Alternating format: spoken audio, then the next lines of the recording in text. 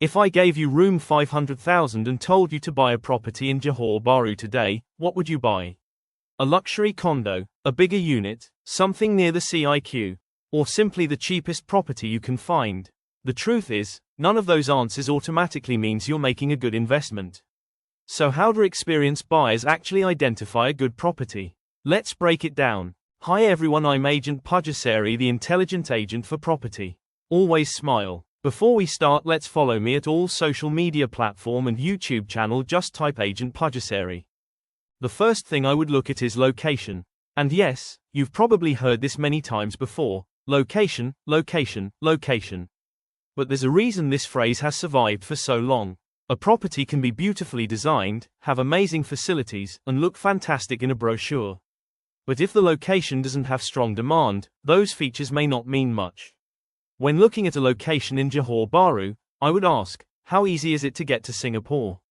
How close is it to major transportation? Are there shopping centers, offices, schools, hospitals, restaurants, and daily necessities nearby? And most importantly, who would actually want to live there? The second thing is accessibility. A location can look good on a map, but what matters is how convenient it is in real life. Can residents easily reach major roads? Is public transportation available? How long does it take to reach important destinations during normal traffic? And with developments such as the RTS link changing connectivity between Johor Bahru and Singapore, accessibility is something investors should pay close attention to. Third, I would look at demand. This is something many new investors overlook. Don't just ask, is this property beautiful? Ask, who will rent this property? If you're buying for rental income, you need to understand your potential tenant.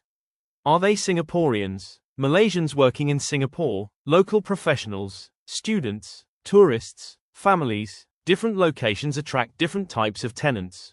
And here's an important point. A property doesn't make money just because you own it. Someone else has to want it. That's why understanding demand is so important. Fourth, look at supply and competition. Imagine you own a condominium with 500 units, but there are another 2,000 similar units being offered nearby. You may have to compete heavily for tenants or future buyers. More supply doesn't automatically mean a bad investment, but you need to understand what you're competing against. Ask yourself, how many similar properties are available? What are their rental rates? What are their selling prices? What facilities do they offer? And why would someone choose your property instead of the one next door? Fifth, look at the numbers. This is where emotions need to step aside. Don't just look at the selling price. Look at the total cost of ownership. That can include your down payment, loan interest, legal fees, stamp duty, maintenance fees, renovation, management costs, insurance, taxes, and potentially periods where the property is vacant. Then compare that against your expected rental income or your long-term investment objective. A property that looks profitable on paper may look very different once you calculate the actual numbers. Sixth, I would look at the developer and management. Who built the property? What is their track record? How have their previous projects performed? How is the building maintained? What is the reputation of the management? Because when you buy a property, you're not just buying the unit. You're also becoming part of the building and its community. And finally, I would look at the future. What is happening around the property today is important, but what could happen 5 or 10 years from now can be even more important. Are there new transportation links? New commercial developments? New businesses? New employment opportunities? Government plans? Infrastructure improvements? But here's the key. Don't buy based on future promises alone. Future potential is important, but today's fundamentals still matter. So if I had to simplify everything into one framework, I would look at 6 things. Location, accessibility, demand, supply, numbers, future potential. And then I would ask one final question.